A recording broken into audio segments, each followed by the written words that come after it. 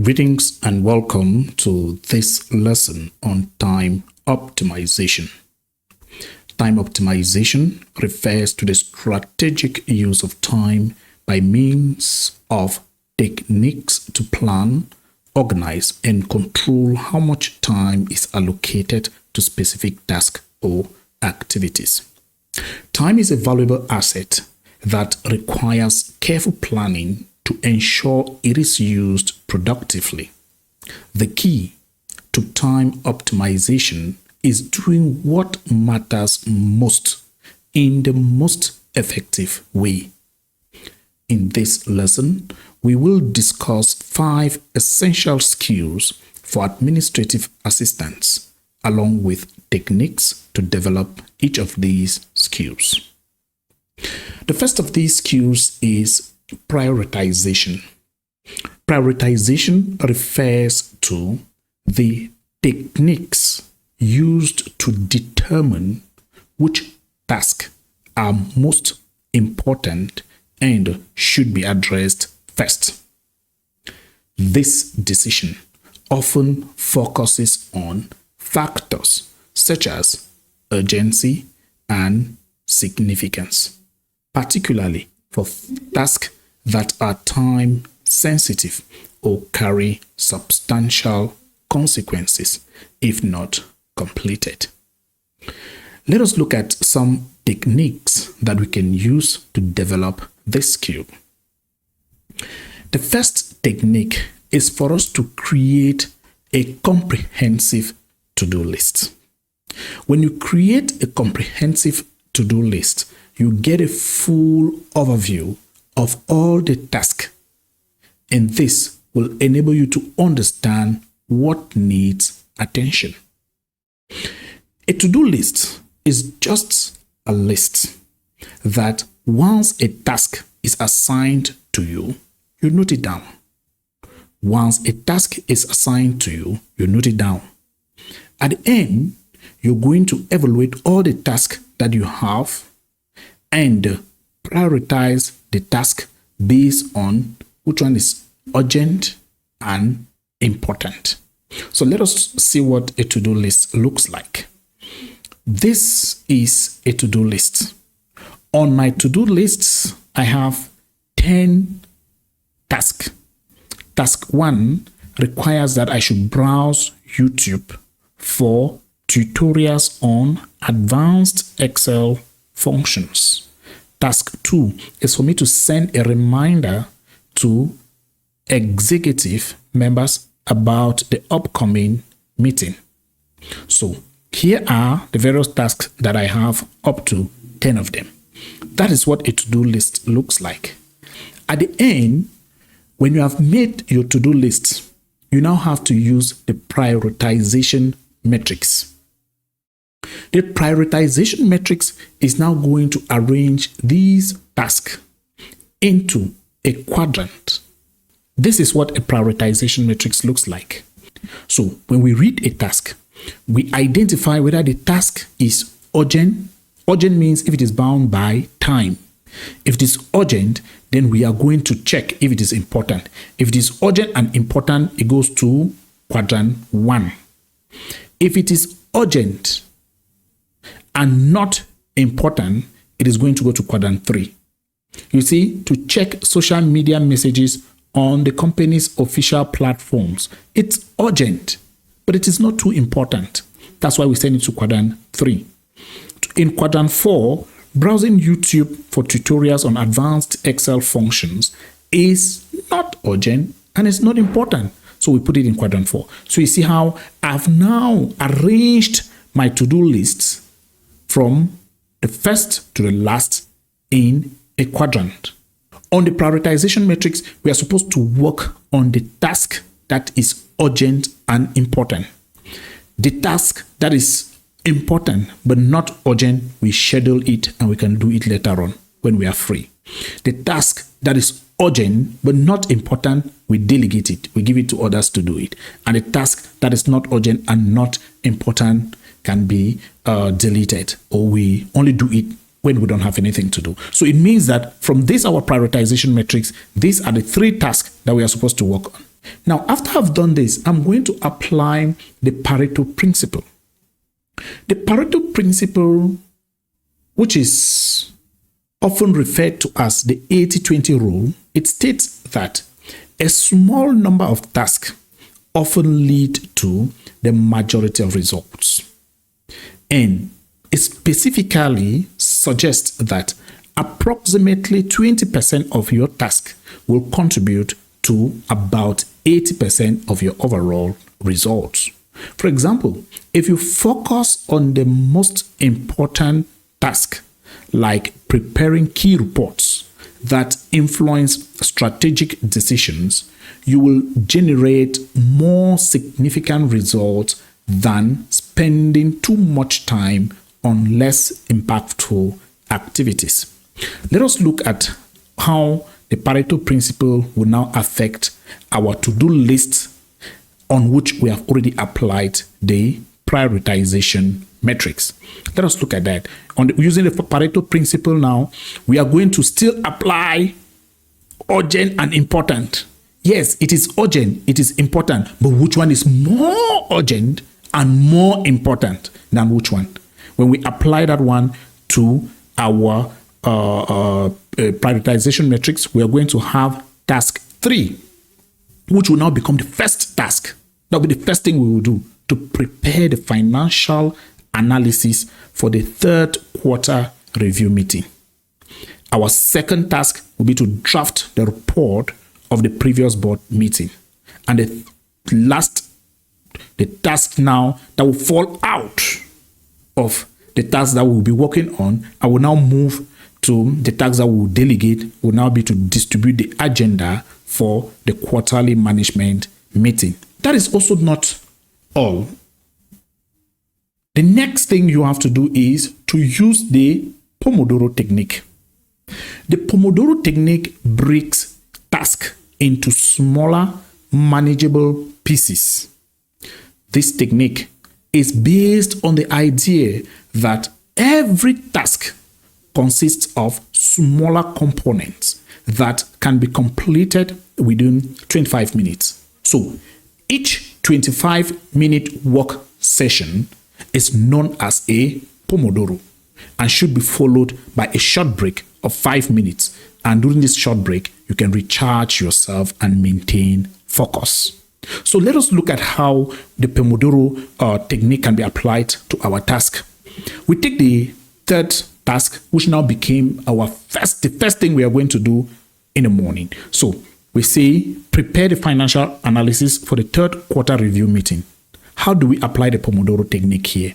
The first thing you do is break that task into small, manageable tasks that can be completed in 25 minutes. And how do we break it down? I'll say the first Pomodoro, that will be done in 25 minutes. It will permit me to gather and organize all relevant financial data, such as revenue and expense receipts.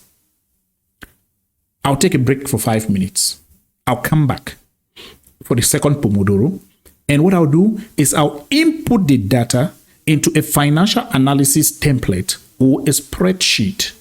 So I'll type the data that I had gathered, type it. When I enter the data for 25 minutes, I'll take another break. This time around, I may walk around or I visit some co-workers in the office and make some noise for 5 minutes. Then I come back. When I come back for the third Pomodoro, I'm going to perform calculations and create charts and graphs as needed.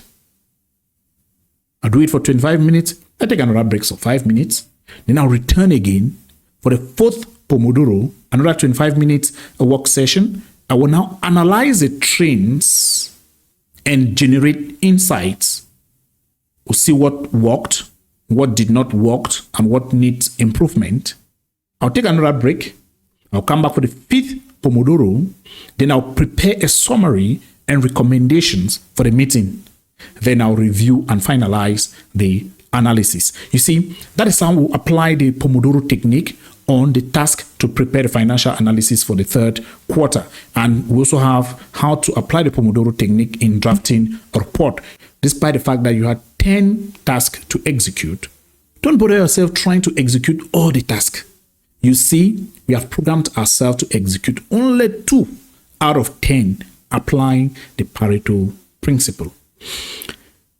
The next skill that you have to learn is time blocking. Time blocking is a scheduling method where you assign specific time slots in your day for each task or group of tasks. This technique helps you focus by dedicating uninterrupted time for particular activities, thereby reducing the chances of distractions. Here are some techniques that you can use to develop this skill. The first is to define your goals. Know exactly what you want. This will enable you to understand what tasks require your attention and at what time. Then, allocate specific time slots for each task or group of tasks, ensuring you include breaks. Let us look at how this can be applied to our task. I've blocked 7 a.m. to 9 a.m. to complete task number 3. I hope you remember task number 3. That was our first task. Let's check that out. Task number 3 is to prepare the financial analysis for the 3rd quarter review meeting. So in the morning, 7 o'clock to 9:30 a.m., I'm working on task number 3. 9:30 a.m. to 10 a.m., I have a short break. 10 a.m. to 12 p.m., I work on task number 1. I take a lunch break. I come up with task 2, task 3, and task 7. Remember, these are tasks that were delegated. Despite the fact that they were delegated, we have to take responsibilities for it. So you have to come back and check delegated task. Also ensure that during your blocked time, you minimize interruptions. If possible, your phone should be on silence. Like between 7 a.m. and 9:30 a.m., when I know that I'm working on task number 3, I put my phone on silence. It means if you're calling me at that time, I'm not going to get you. I can only respond after I've finished that task. This is because if I should let calls come in, I will be disturbed and I might finally not finish what I was supposed to do at that time. And that's going to affect my schedule for the day. At the end of each week, review your time blocks and see what worked and what didn't work. And you also have to adjust accordingly. Let me take, for example, I took financial calculations and decided to do it first thing in the morning. There are some people who will not want to do financial calculations in the morning. They may want to do it in the afternoon. They want to do it maybe at some other time. So, or doing it in the morning may not work well for you. And so you have to determine what time works well for you by evaluating, by reviewing what you have been doing and how it has affected your work. And always remember to schedule time blocks for deep, focused work when you are most alert and productive. And in my case, I always take morning periods to do work that requires focus. I do it first thing in the morning when I'm still fresh. The next skill that we have to develop is delegation. Delegation means assigning tasks to others, whether they are colleagues or tools for automation. It enables you to focus on tasks that require your attention while ensuring less critical tasks are completed by others. Let's look at some techniques that we can use to develop this skill. The first technique you can use to develop this skill is to evaluate your workload and identify tasks that can be delegated, focusing on those that others can handle or those that will need to be handled by other people in order to free up your time for higher priority activities. From our prioritization metrics, we had identified some tasks that we can delegate to other people. We need to understand the skills and the strengths of others and match tasks to individuals based on their knowledge and interests. You imagine telling a driver to come and type documents for you. You see there's a problem there. So you want to match your task to individuals based on their competence and their interest. There are some people who do not like doing financial calculations. For you to tell these people to prepare financial report for you is ineffective. You want to identify those who are comfortable manipulating or dealing with numbers, and you assign them to do that for you. Then, by the time you are delegating a task to a co-worker, to a freelancer, or to the computer, remember that you must clearly define the goals, the expected outcomes, and deadlines to ensure that it is well understood and to avoid confusion. This is because when we tell people to use the computer, people think the computer will draft documents for you. People think the computer will perform calculations for you.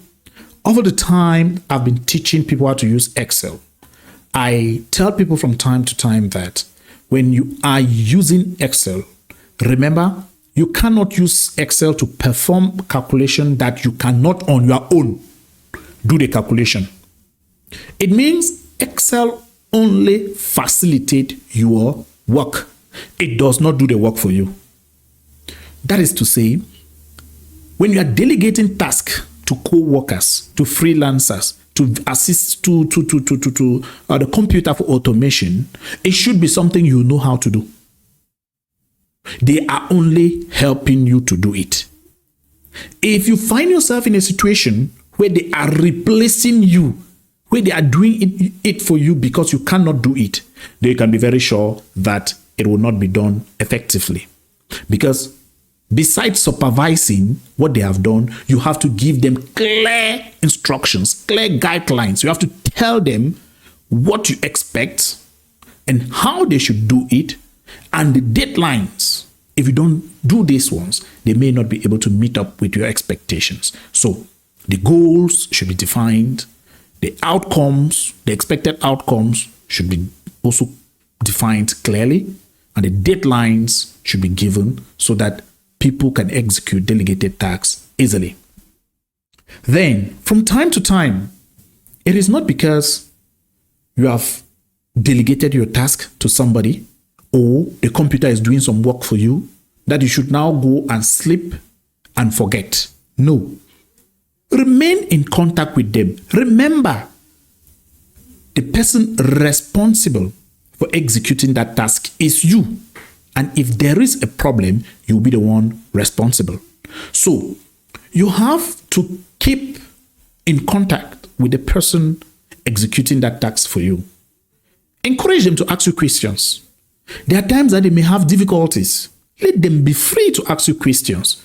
And you should also be available to provide feedback throughout the process. So if they should come from time to time to meet you, maybe for a question, you should be available to answer to those questions. This is because it is to ensure that the task is executed as expected. Finally, you have to set regular check-ins to monitor progress and offer guidance. So despite the fact that you are available to them and they can come to you and ask questions, if they don't come, what do? You sit and fold your arms? No. Know that at this time, you have to check on them. So whether they have asked questions or not, you have to go back to them and find out how far have you gone with that work.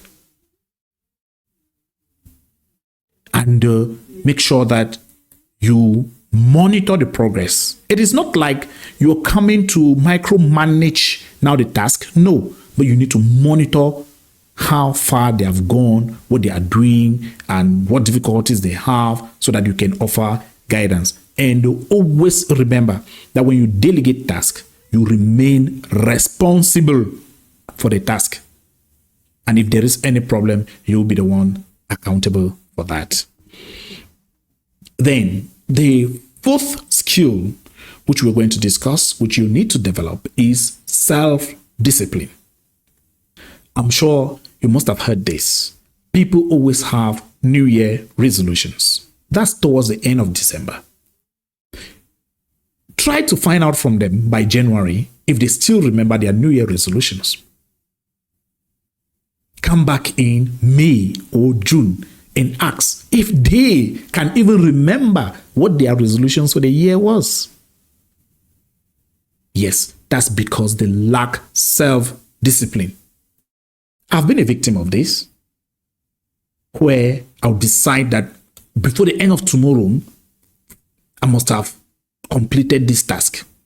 Before I know it, I find myself maybe in a beer parlor, sitting with friends, discussing, talking how Manchester United went up, Chelsea came down, Arsenal went up, Real Madrid came down, and so on.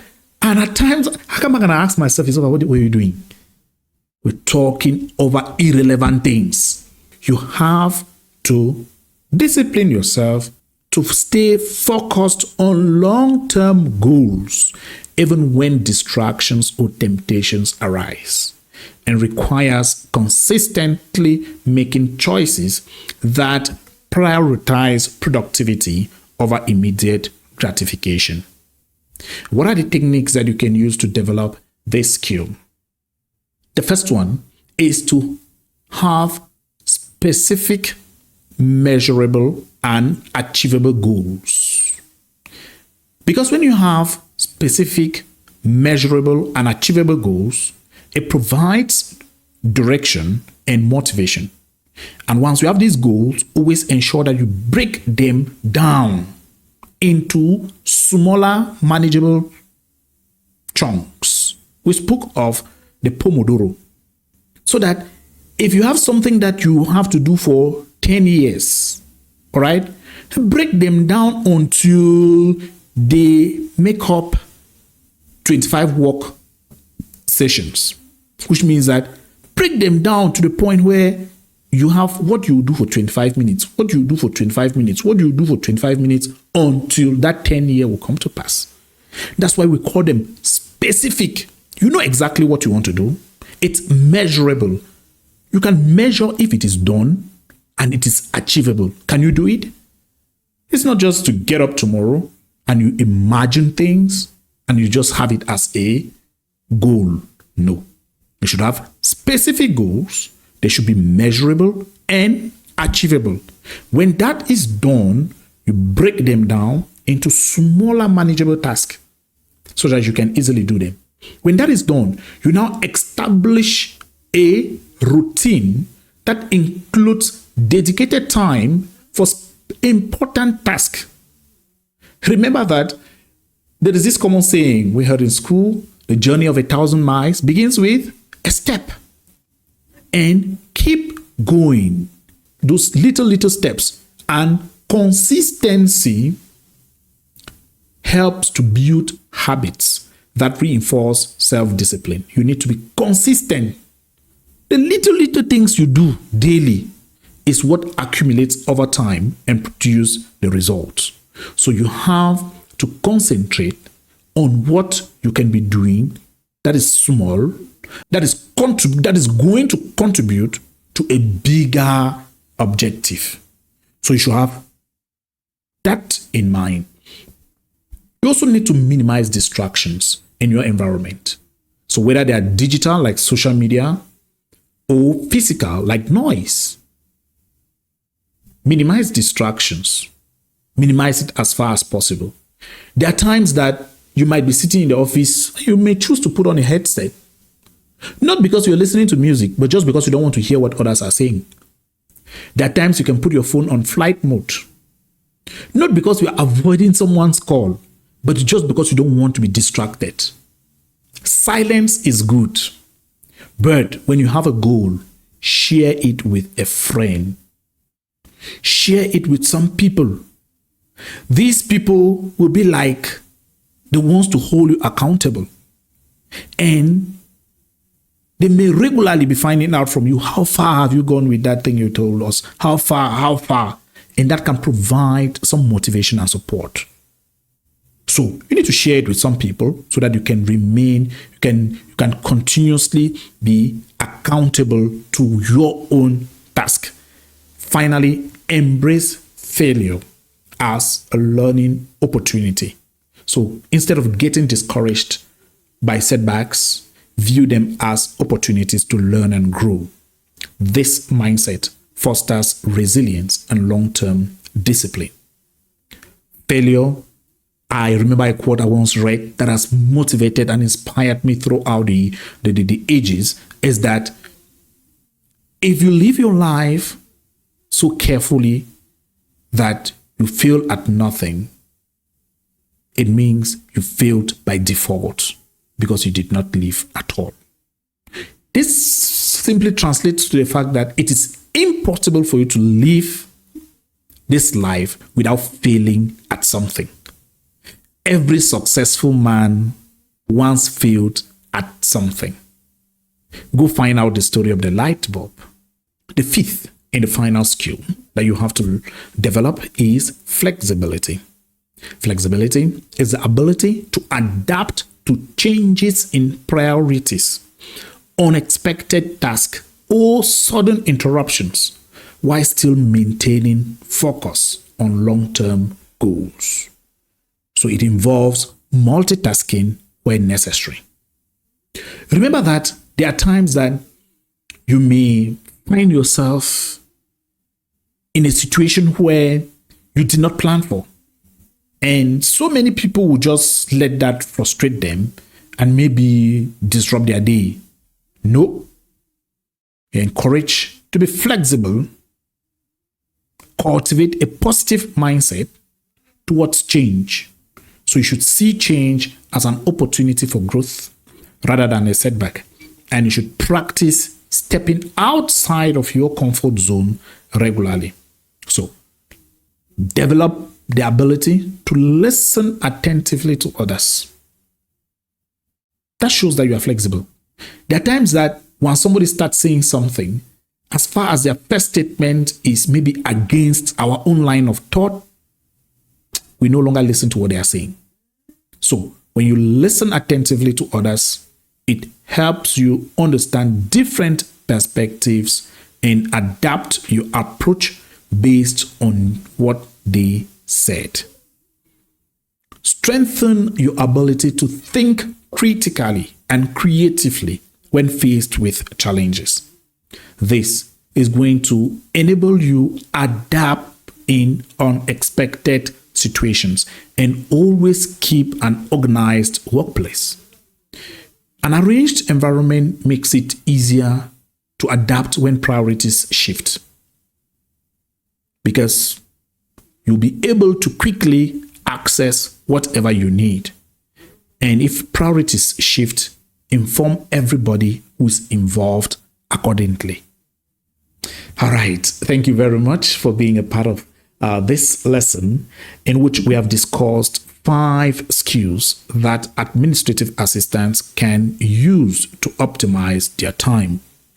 These skills are essential, and every administrative assistant should make an effort to develop them.